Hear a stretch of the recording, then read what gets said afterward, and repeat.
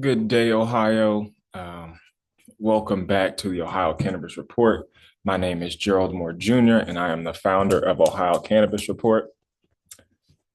Coming at you guys with another day of Ohio cannabis news. But I do want to get some updates. Yesterday, I went to the Ohio State Fair. Obviously, in Ohio, the state fair is a big thing. It's a great place for people, the citizens of Ohio, to learn about agriculture and the industry of all things agriculture in the state of Ohio. So you learn about cows, pigs, corn, soybeans, butter, milk, um, different aspects of the agriculture space.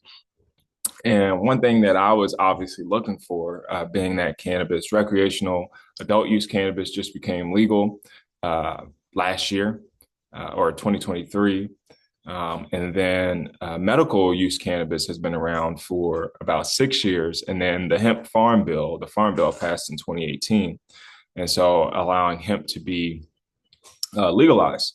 And one thing that I couldn't help but notice that nowhere in the vicinity of the Ohio State Fair did I see anything connected to cannabis, hemp production, hemp for farming, hemp as an agricultural industrial crop.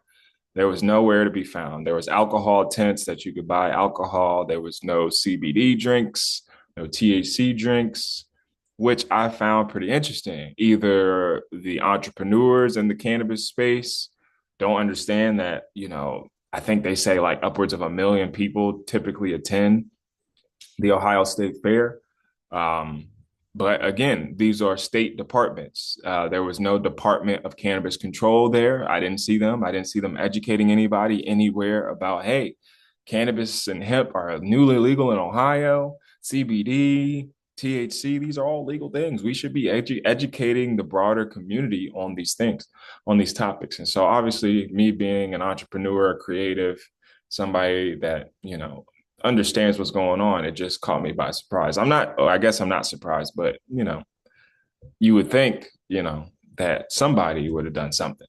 And so that was very surprising. Let me know what you guys think about that. Obviously, make sure you guys like, comment, and subscribe to our channel. I'm trying to be more consistent here on YouTube with uploading more content and educational information for you guys to follow along with what's going on in the state of Ohio. Obviously, I don't think a lot of people care, but I do because I live here. I've started my family here. I've started multiple companies here, and I think Ohio is a great place in terms of land opportunity. But obviously, it's a red state. It has its issues. um, but again, I'm a macro thinker. I'm a big picture thinker, and I think at the end of the day, everything will sort itself out. Like like the clips said, so be it. All right. So here we got some new. What's up, buddy? You want to join my show? I got my nephew here with me today. Um, we're just gonna do some articles. We're just educating the people on some articles. You want to join me and read some articles with me? Yeah. All right. So Bellbrook leaders pass ordinance banning marijuana sales. So Bellbrook, Ohio. I see that. One local city passed an ordinance to further prohibit the sale of marijuana within city limits.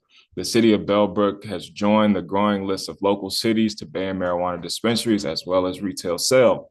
City Council passed the ordinance during their meeting Monday evening. Several cities across Miami Valley have placed moratoriums on the retail sale of marijuana products or outright banned it altogether.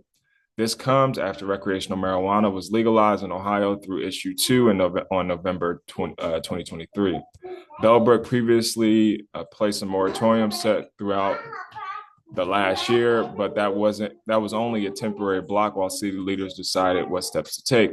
Bellbrook city manager backed up their decision with research after council member TJ Hoke inquired if any current businesses in the city expressed interest in operating an establishment that would sell cannabis. After reviewing all of that, it appears to be in the best interest of the community to make its stance permanent, said Rob Schumer, Bellbrook city manager. City leaders say they spoke with groups advocating for marijuana, but then infrastructure came into play. The fact that the city of Bellbrook is so small, we do not have a lot of retail space, said Schumer during the meeting. Leaders agreed that finding what best contributes service needs to the community was part of their decision. So considering that, it seemed to be the path likely to meet the comprehensive plan and to meet the needs and input of both residents and research council was done by Schumer. This ban only pertains to the sale of marijuana. Bellbrook residents are still allowed to grow and recreationally use cannabis within city limits. Public comment was welcome during the city council meeting Monday evening, but no one spoke in favor of opposition of the ordinance. Let me know in the comments what you guys think about that. If anybody's from, Miami Valley region, let us know what's going on.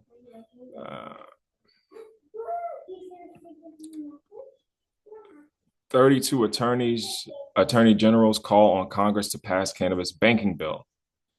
A group of 32 state and territorial attorney generals last week sent a letter to congressional leaders calling on them to swiftly pass legislation that would ease access to common banking services for legal cannabis businesses. The letter, which led by attorney generals for Washington, D.C., Georgia, Maryland, and Ohio, seeks approval for the Secure and Fair Enforcement Regulation Safer Banking Act and asks that the measure be taken up in Congress with this legislative session, according to the report from online cannabis news sources Marijuana Moment. We are a bipartisan group of state and territorial attorney generals who, like you, have a strong interest in protecting the physical and economic well-being of our constituents while enabling an economic growth and stability in our respective states, the Attorney General wrote in the letter. We therefore urge Congress to advance this legislation, which will increase access to regulated banking and financial services for state-regulated cannabis businesses in jurisdictions that have legalized these businesses. House has passed cannabis banking bills 7 times. The U.S. House of Representatives passed a previous version of the SAFER Act, known as the Secure and Fair Enforcement Safe Banking Act, at least 7 times with bipartisan support. If passed, the legislation would ease access to traditional banking services to cannabis companies operating legally under state or tribal law. Under current federal law, providing such services is strictly regulated, leaving many businesses, particularly small independent operators, without access to bank accounts, credit card processing, and other financial services. As a result, many businesses operate strictly in cash, leaving operators, their customers, and staff vulnerable to crime. What's up, bud? Okay. It is increasingly critical to move cannabis commerce into the regulated banking system. The majority of states and several territories have legalized some use of cannabis. The attorney generals wrote in their letter. Yeah. She's back. As more states continue to consider and implement legalization efforts, the lack of access to America's financial system by cannabis businesses, which is a direct result of federal banking laws, present a considerable safety issue for the public. Bill calls for cannabis banking guidance from federal regulators. The Safer Banking Act is a result of months of negotiation between senators over several provisions of the original Safe Banking Act. Under the measure, federal regulators would be required to develop uniform guidance and examination procedures, including legacy cannabis-related deposits, and update guidance related to hemp-related businesses and service providers. Regulators would be prohibited from ordering banks to close an account unless there is a valid reason. The legislation also includes language to protect employees of state legal cannabis businesses attempting to obtain residential mortgages funded by federal programs. The Safer Banking Act is a common sense bipartisan and will beneficially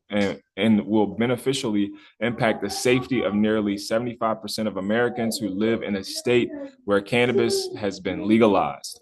The letter concludes, the bill respects both state sovereignty and the current status of cannabis as the federal level. It does not encourage legalization, nor does it facilitate cannabis sales in states that have chosen not to legalize it.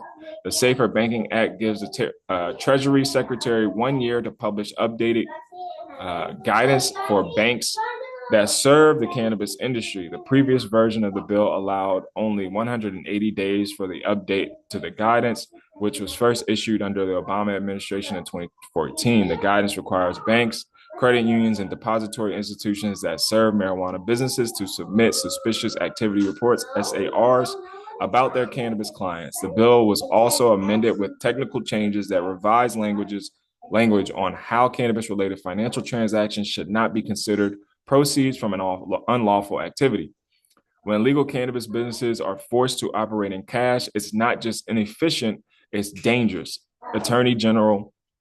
Arizona Attorney General Chris Mays said in a statement about the letter, the Safer Banking Act is a practical solution that will protect workers and communities while ensuring Arizona can effectively collect taxes and oversee the growing industry. In January, Republican Rep. Dave Joyce of Ohio, the Safer Banking Act lead in the House of Representatives, said that he would be introducing the legislation this session. He added, however, that introduction was not imminent, marijuana moment reported. So again, let me know what you guys think about that. I'm going to go ahead and end this session because I don't want to make too much of long videos. But be sure to like, comment, and subscribe. Hit the notification bell so you guys know whenever we post new content. Please engage if you guys want me to cover more topics, if you guys want me to have more interviews, if you guys want to be interviewed on the platform. If you're a small local business in Ohio, cannabis-related ancillary business, we would love to hear from you. I would love to interview you and continue to build this community and infrastructure as we continue to grow and educate our community. Thank you guys for your time, and I look forward to chatting with you guys soon. Peace.